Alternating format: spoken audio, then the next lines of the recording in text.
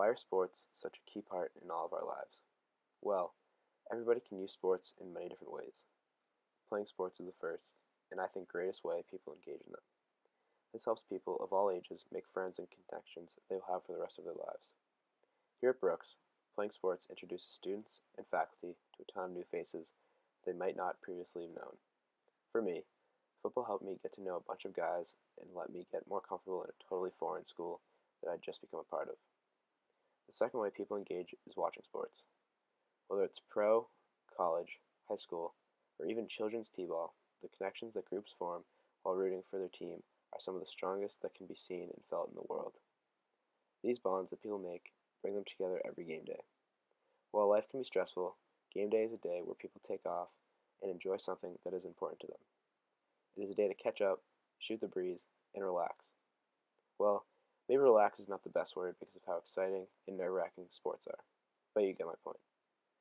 When I think of a group of people getting together to watch a game, I envision a bunch of 30-year-old die-hard fans watching their football team on TV. They are in a living room with Bud Light cans scattered on a coffee table. They are screaming at the TV when the ref makes a bad call, and high-fiving when their team scores a touchdown. Professional sports are not the only places where fans come together and get a little too rowdy. For example, look at youth and high school hockey games.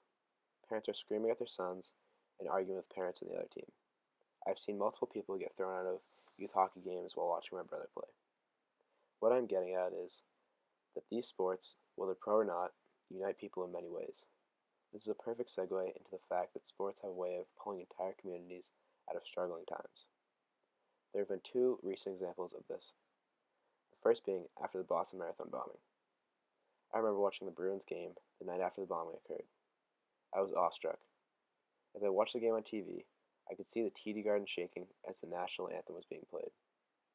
On the same day, David Ortiz gave his famous speech where he said, "This is our fucking city, and no one is going to dictate our freedom."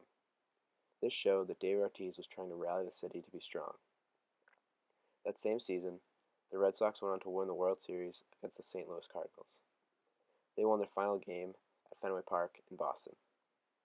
This World Series winning run was amazing for the city of Boston and gave them something they could rally around in a time of struggle. The second and most recent example of a city in time of need was Houston, Texas. Houston was in need of a hero after Hurricane Harvey ripped apart their city. That call was answered by none other than Houston, Texas's own J.J. Watt. He helped raise about $35 million for Houston's recovery and boosted many people's spirits. Adding on to Watt's efforts, the Houston Astros won the World Series this year. This pulled their city together in a time of need. All of this shows that sports are more than just a physical activity. They have the power to create lifelong friendships, let people relax with friends, and reunite struggling communities when they need it the most.